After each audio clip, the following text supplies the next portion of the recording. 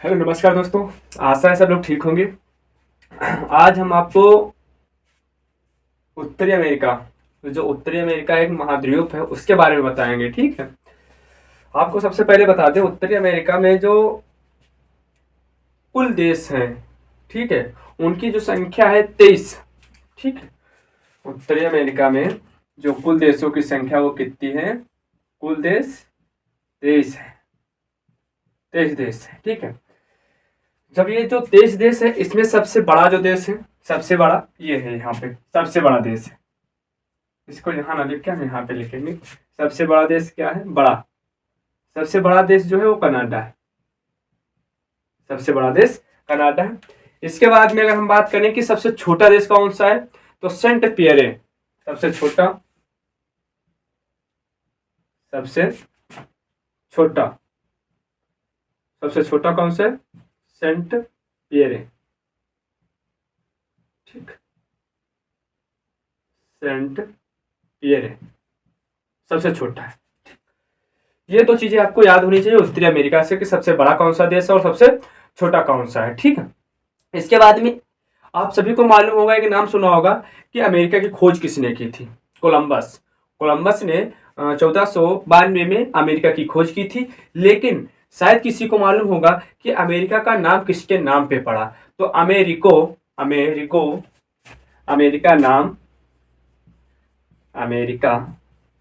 नाम एक इंसान थे जिनका नाम था अमेरिगो वेस्पुक्की।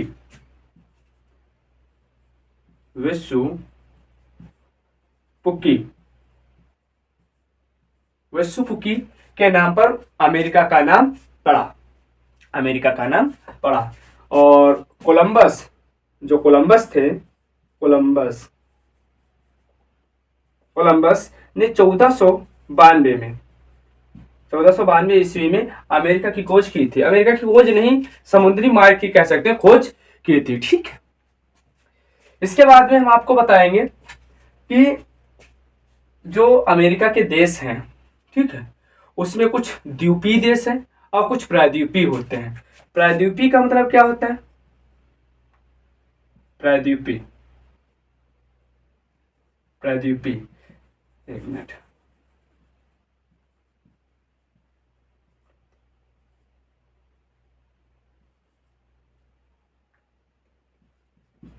प्रायद्वीपीय और एक द्वीपीय होते हैं। प्रायद्वीपीय और द्वीपीय क्या होता है? प्रायद्वीपीय का मतलब क्या होता है? ये कह सकते हैं ऐसा क्षेत्र जिसके चारों ओर से, जिसके तीन ओर से क्या हो? जल। ये मान लो कोई क्षेत्र है जिसके इधर भी जल है, एक और इधर, एक और इधर और एक और इधर, इन तीनों ओर क्या है? जल। तो ये क्या कहलाएगा? प्रायद्वीपीय। और एक ऐसा क्षेत्र जिसके चारों ओर जल ही जल है, जिसके चारों ओर क्या है? चारों ओर जल। जिसके चारों ओर क्या है? जल, उसको द्वीपीय बोलेंगे। ठीक। और ऐसा क्षेत्र जिसके एक तरफ जल और तीन तरफ स्थल हो। ऐसा क्षेत्र जिसके एक तरफ, या ये कह सकते हैं तीन तरफ स्थल, तीन तरफ स्थल हो, उसको खाड़ी बोला जाता है। आप देख पा रहे होंगे इधर इधर इधर हर तरह की खाड़ी जो है, तीन साइड क्या है? स्थल है, और एक साइड क्या होता है? जल होता है। ठीक है। अब इसके बाद में कुछ देश हैं, अमेरिका महाद्वीप के कुछ देश हैं जो क्या है? द्वीपीय। उनके बारे में बात करते हैं। तो आपको बता दें, सबसे पहले आप इधर नंबर 1 पे देख पा रहे होंगे क्यूबा, जिसकी हवाना राजधानी है क्यूबा। उसके बाद में हैती, और हैती में ही एक और देश है डोमिनिकन। ठीक। उसके बाद में इधर जो आता है नंबर, इधर ब्यूटोरिका। ठीक। उसके बाद में क्यूबा के नीचे जमैका पड़ता है। और ये जो है फ्लोरिडा है, ये वाला, और ये युकाटन है। ठीक। अब ये जो है बरमुंडा आपने सुना होगा, बरमुंडा ट्रेंगल या त्रिभुज, बरमुडा त्रिभुज। आपको बता दें बरमुडा त्रिभुज एक ऐसा अटलांटिक, उत्तरी अटलांटिक महासागर का ऐसा क्षेत्र है जहां पे वायुयान या जलयान जो भी जाते हैं कहते हैं वहां पता ही नहीं चलता कहां चले जाते हैं। ठीक, और ये कौन सा क्षेत्र है तो आपको बता दें ये फ्लोरिडा वाला क्षेत्र ऐसे। ठीक, और इधर जो ये वाला क्षेत्र है विक्टोरिका वाला, ये क्षेत्र ऐसे जब मिला दिया जाता है ये तो एक यहाँ पे ट्रेंगल बन जाता है और यही ट्रेंगल बरमुडा ट्रेंगल कहलाता है। यही ट्रेंगल बरमुडा ट्रेंगल कहलाता है। ऐसा माना जाता है यहाँ से कोई जलयान वायुयान अगर गुजरते हैं तो उनका पता ही नहीं चलता, क्या है क्या नहीं है वो तो बात की बात है। ठीक, इसके बाद में आपको बता दें यहाँ पे फ्लोरिडा और इसके बीच में एक जलसंधि है। फ्लोरिडा और क्यूबा के बीच में एक जलसंधि है जिसको बोला जाता है फ्लोरिडा की जलसंधि। Florida जलसंधि Florida जलसंधि। जो फ्लोरिडा, वो सबसे ज्यादा ये पूछा जाता है कि फ्लोरिडा और क्यूबा को कौन सी जलसंधि अलग करती है, तो फ्लोरिडा की जलसंधि फ्लोरिडा और क्यूबा को अलग करती है।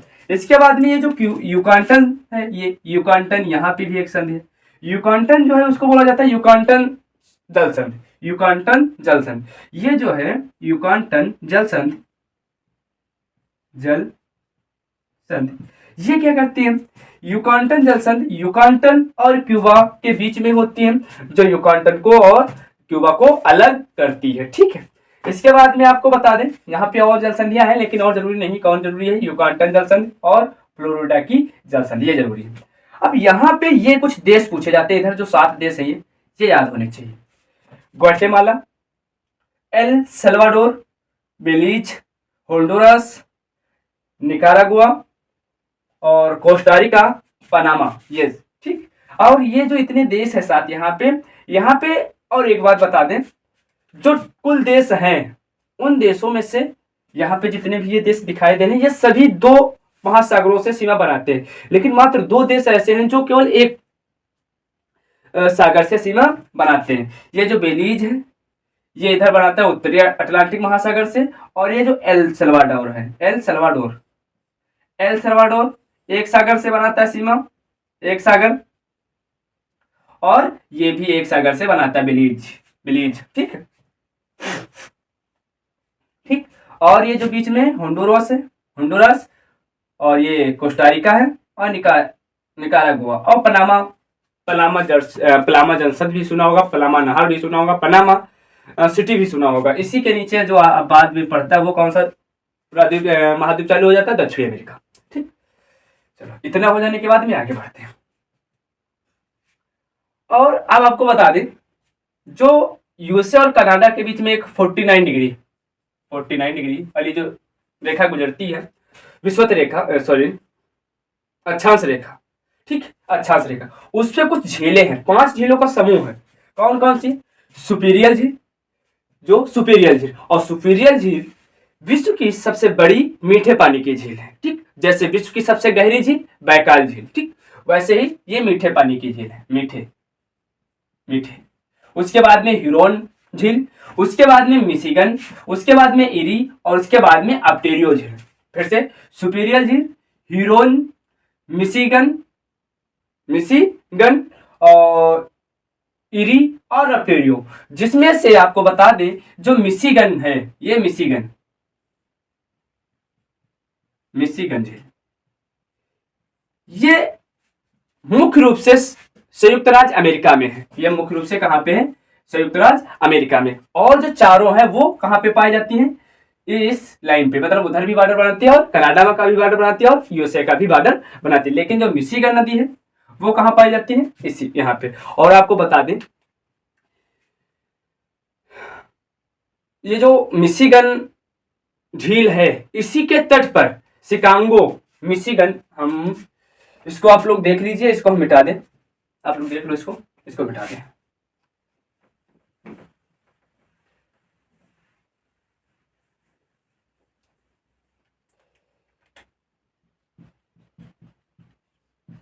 मिशिगन झील के तट पर ये एक शहर बसा हुआ है, के तट पर शिकागो, शिकागो, शिकागो शहर बसा हुआ है।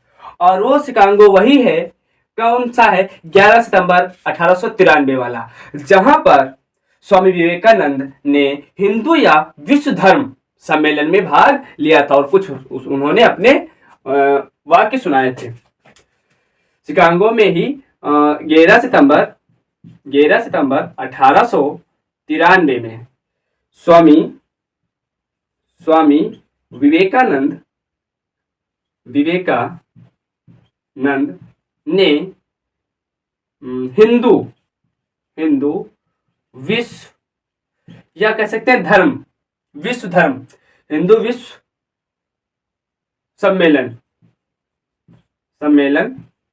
में भाग लिया था।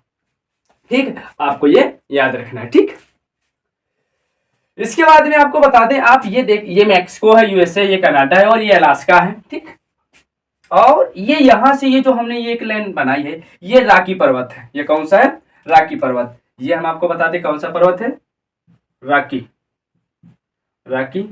पर्वत। रॉकी पर्वत की लंबाई कितनी है, 4800 किलोमीटर, 4800 किलोमीटर। एंडीज पर्वत जो पड़ेगा वो 72 किलोमीटर का होता है, जो हिमालय पर्वत है वो 24 किलोमीटर का। ठीक, अब ये रॉकी पर्वत है। रॉकी पर्वत के साइड में इधर ये कुछ श्रेणियां पड़ती छोटी छोटी। ये जो श्रेणी है नीचे वाली, इसको सेरा निवादा नाम पढ़ा होगा, सेरा निवादा बोला जाता है। उसके ऊपर कैस्केड श्रेणी होता है, उसके ऊपर तटीय श्रेणी होता है। इन्हीं के बीच में कुछ पठार पड़ते हैं, हम पठारों को आपको बताएंगे कौन कौन से पठार पड़ते हैं। तो आपको बताते हैं, यहाँ पे जी कोलंबिया का पठार पड़ता है। कौन सा, कोलंबिया का पठार। इसको क्या बोला जाता है, कोलंबिया। ये कोलंबिया का पठार पड़ता है। ठीक, ये जो बीच वाला पठार पड़ता है कोलंबिया का पठार, और ये जो बीच वाला पड़ता है इसको बोला जाता है ग्रेट बेसिन का पठार। ग्रेट, यहां पे एक पड़ेगा, ये इसको बोलेंगे ग्रेट बेसिन का पठार,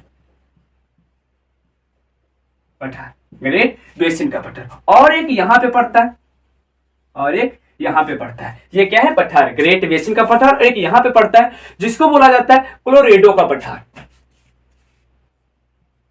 कोलोरेडो का पठार,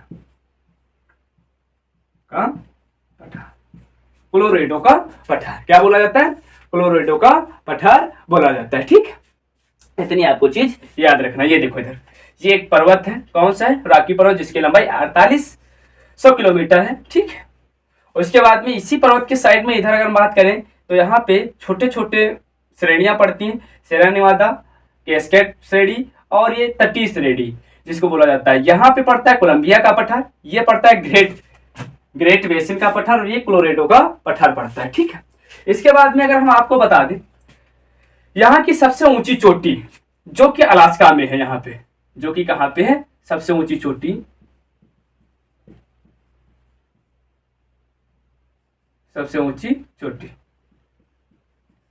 अलास्का, मैंकिले।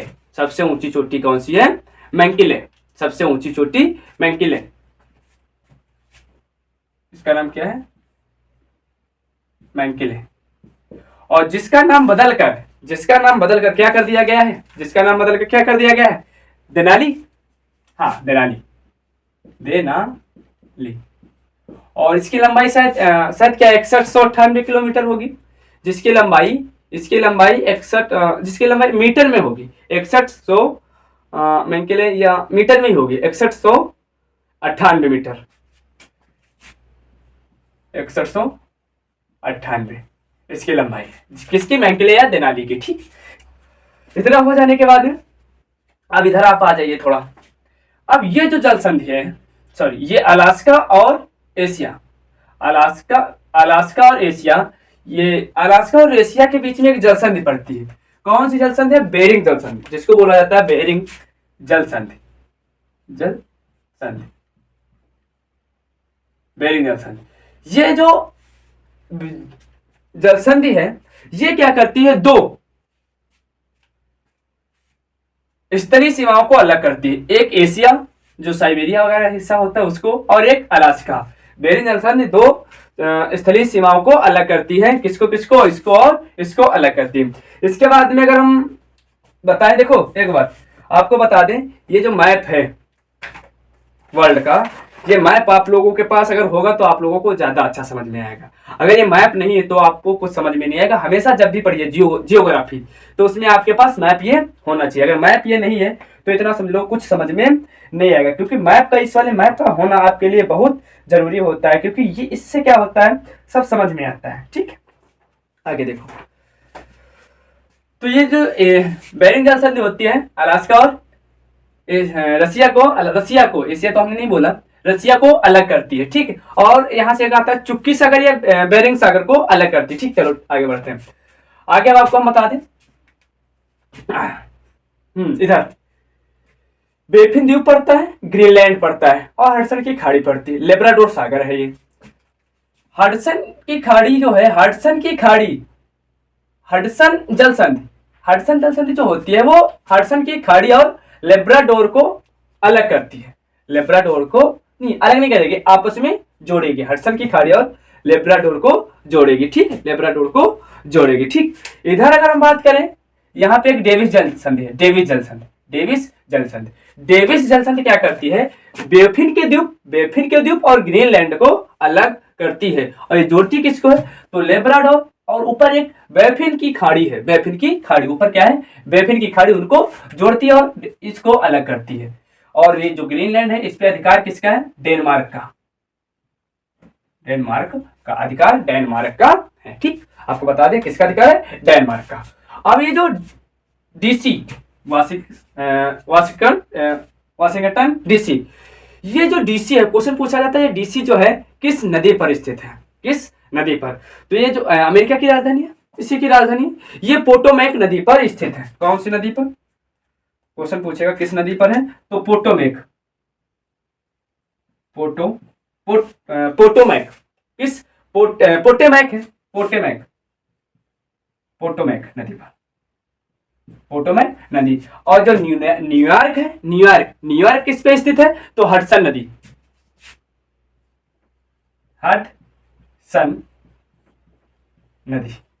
पर स्थित है। इसके अलावा हम आपको बता दें कुछ कनाडा में झीलें, और कुछ कनाडा की झीलें और हम बता दें, जिससे क्या होगा, वहां से क्वेश्चन पूछे जाते हैं। जैसे ग्रेट वियर झील पूछी जाती है, यहां पे पड़ती है, जिसका नाम है ग्रेट वियर।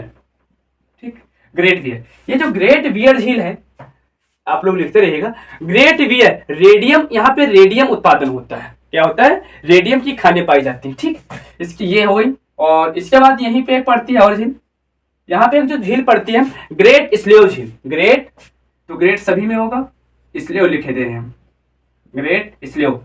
जो कि ग्रेट स्लेव झील होती है, यहां से सोना की खानें पाई जाती है। क्या है कि सोना की खानें पाई जाती हैं। सोना बोले तो एजी नहीं होगा, एयू, अरे सोना लिख दें हम, सोना की खाने। ठीक, इसके बाद में नंबर 3 पे आती है यहाँ पे जो है विनपैग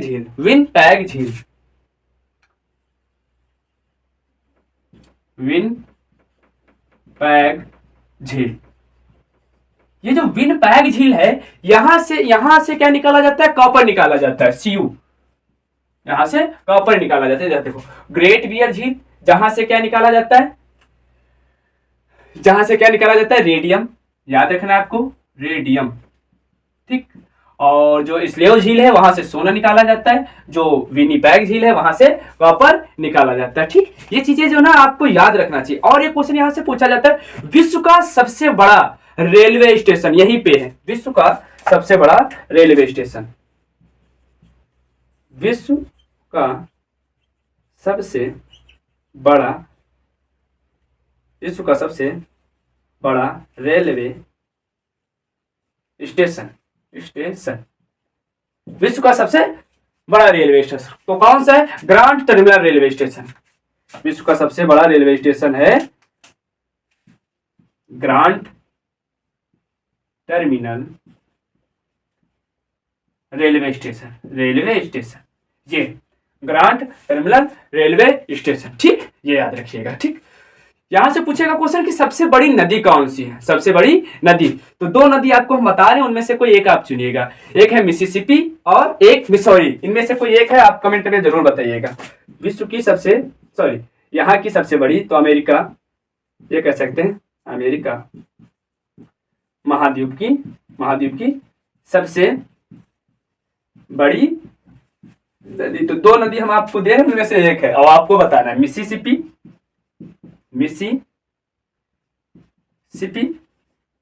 या मिसौरी, इनमें से कोई एक है, आप कमेंट में बताइए कौन सी है। ठीक, आप ये याद रखिएगा। इसके बाद में आपको बता दें, यहाँ पे एस्किमो के घर, एक एस्किमो जनजाति पाई जाती है, जिनके घर को क्या बोला जाता है, इग्लू। एस्किमो की जनजाति पाई जाती है जिसके घर को क्या बोला जाता है, इग्लू बोला जाता है। ठीक, जिसके घर को बोला जाता है इग्लू। क्या और कुछ रह गया है यहाँ पे? मेरे ख्याल से तो बहुत, देखो अब है तो बहुत कुछ, अगर हम इसमें सब बताएंगे तो बहुत, देखो हमने बहुत, फिर भी बहुत कुछ बता दिया है। आपको याद रखना है भाई, कुछ भी पढ़ना है आपको, अगर ये सब पढ़ना भी है ना तो आपको मैप रखना है। अब तो क्या बताएं, हम जो हिस्ट्री भी पढ़ते हैं ना, इतिहास वगैरह, तो उसके लिए भी मैप वाली ही किताबें लेते हैं जिसमें मैप छपा होता है। ठीक, मैप होता है। और आप भी ना, जब इसको पढ़ना, जियोग्राफी अगर पढ़ना है, भूगोल पढ़ना है, तो उसके लिए आपको क्या करना है, आपके पास मैप होना चाहिए। मैप से आपको सब पता चलेगा। ठीक, और अभी धीरे धीरे हम क्या करेंगे, ये महाद्वीप करवाने के बाद में हम भारत का भूगोल और धीरे धीरे हम वो भी पढ़ाएंगे। ठीक, कोशिश करेंगे अच्छे से अच्छा पढ़ाने की। सब लोग यही सीखते हैं, कोई सीख के नहीं आता है। ठीक, ऐसी कोशिश की जाएगी, और आप लोग भी अगर सीखने की कोशिश करेंगे तो आप लोगों को भी आने लगेगा। कुछ कठिन नहीं है और ना कुछ सरल है, जितना आप अध्ययन करेंगे उतना ही आएगा। ठीक, आशा है आप लोगों को समझ में आया होगा। इसके अलावा अगर यहाँ से हम कुछ और बन सकता है, हाँ, ये जो है ये 49 डिग्री वाली रेखा है, ये और ओटावा है, ये आपको मालूम होगा।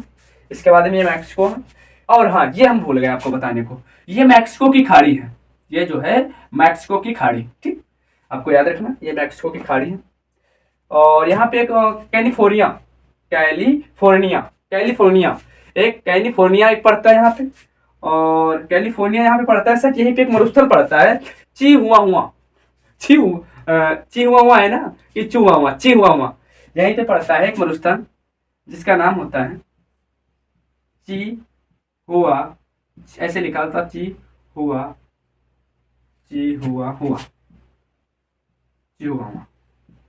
ये मरुस्थल है, यहाँ पे पाया जाता है। ठीक, कैलिफोर्निया के पास में,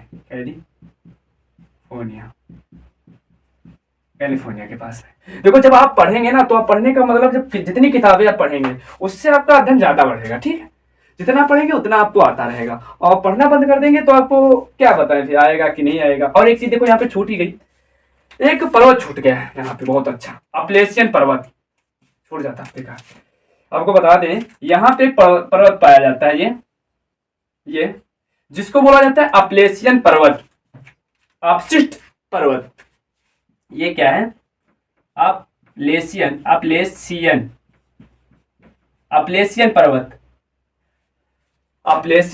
पर्वत, ये अवशिष्ट पर्वत है। कैसा है, अवशिष्ट पर्वत है, अवशिष्ट। जैसे भारत में अरावली पर्वत है, वैसे ये भी पर्वत है। ठीक, इसके अलावा अरे देखो, अगर हम यहाँ पे रुकेंगे ना तो कुछ ना कुछ हमेशा याद आता ही रहेगा, और जब याद आता रहेगा तो ऐसे ना वीडियो धीरे धीरे बहुत बड़ा होते चला जाएगा। तो हम आपको बस इतने में ही बंद करते हैं, क्योंकि बहुत सारा हो गया, काफी टाइम भी हो गया होगा। ठीक है, अब इसके बाद में जो भी हम लाएंगे, इसके नीचे वाला देश लाएंगे, दक्षिणी अमेरिका, उसके बारे में हम बताएंगे।